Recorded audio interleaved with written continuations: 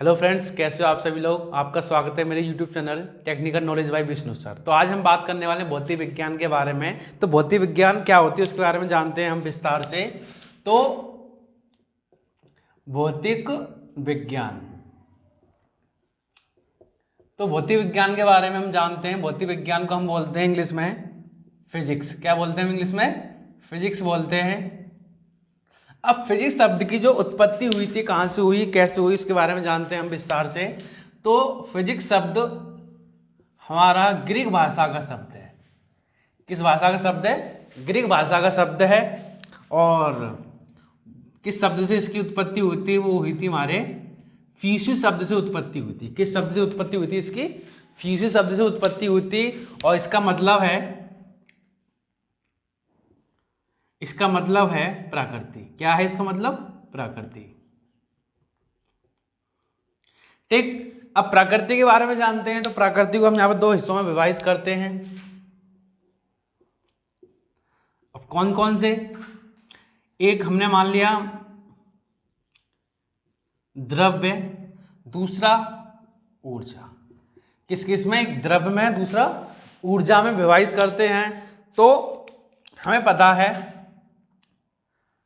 कि द्रव्य ऊर्जा में क्या क्या है, कैसे कि द्रव्य हमारा स्थान घेरता है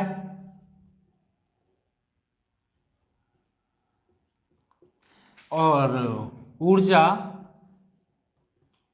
स्थान नहीं घेरती। क्या? द्रव्य में स्थान घेरता है और ऊर्जा स्थान नहीं घेरती है।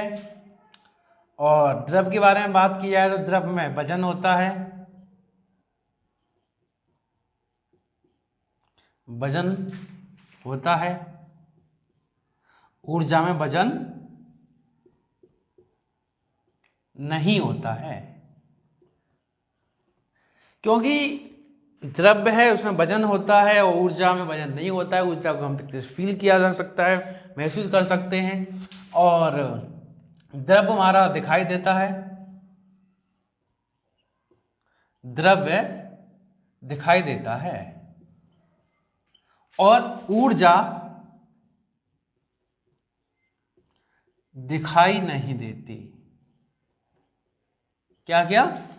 कि हमें पता है कि प्रकृति को दो हिस्सों में, एक तो द्रव्य में, दूसरा ऊर्जा में विभाजित किया गया है। और हमें पता है कि द्रव्य हमारा स्थान घेरता है और ऊर्जा है वो हमारा स्थान नहीं घेरती है। और द्रव्य वजन होता है और ऊर्जा में वजन नहीं होता है। और द्रव्य हमारा दिखाई देता है और ऊर्जा दिखाई नहीं देती है। उसको हम सिर्फ फील कर सकते हैं, महसूस कर सकते हैं।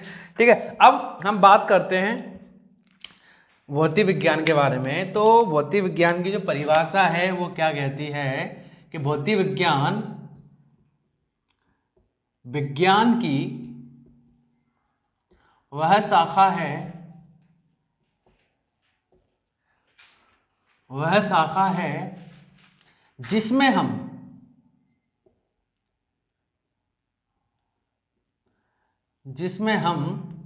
क्या क्या जिसमें हम प्रकृति एवं प्राकृतिक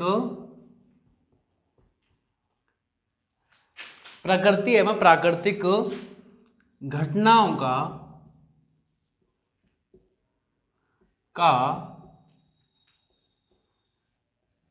अध्ययन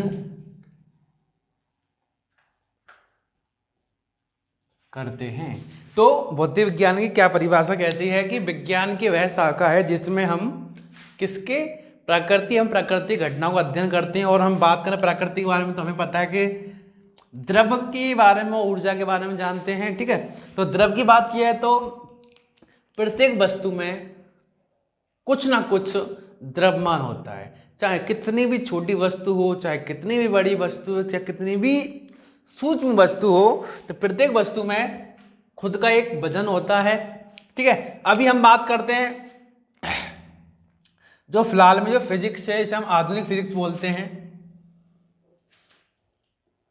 क्या बोलते हैं हम इसे? आधुनिक भौतिकी कह सकते हैं इसे हम। ठीक। इसको और इंग्लिश में भी इसे बोलते हैं मॉडर्न फिजिक्स।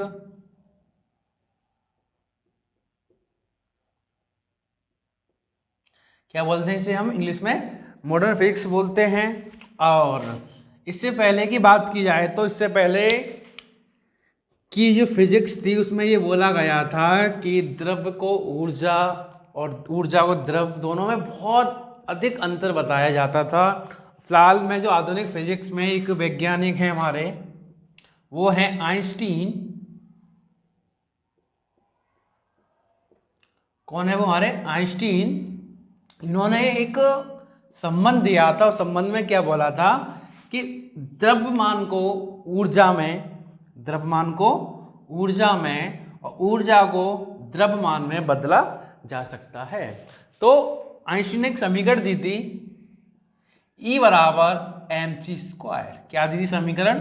E बराबर mc स्क्वायर। तो बोला क्या था कि ऊर्जा को द्रव्यमान में और द्रव्यमान को ऊर्जा में आसानी से बदला जा सकता है। तो ये किसने दी थी? आइंस्टीन ने दी थी। ठीक है, तो यही बताया गया था कि जो द्रव्यमान है और जो ऊर्जा है दोनों एक सिक्के के दो पहलू की तरह है। ठीक है, और हमको यह भी पता है कि प्रत्येक वस्तु में, सूक्ष्म वस्तु हो चाहे कितनी भी बड़ी वस्तु हो, तो प्रत्येक वस्तु में खुद का एक अपना द्रव्यमान होता है। ठीक है, तो हम ज़्यादातर हम भौतिक विज्ञान के अंदर प्राकृतिक घटनाओं का अध्ययन करने वाले हैं और विस्तार से पढ़ने वाले हैं, विस्तार से 1 by 1 पढ़ने वाले हैं। ठीक है, तो आज की वीडियो में इतना ही।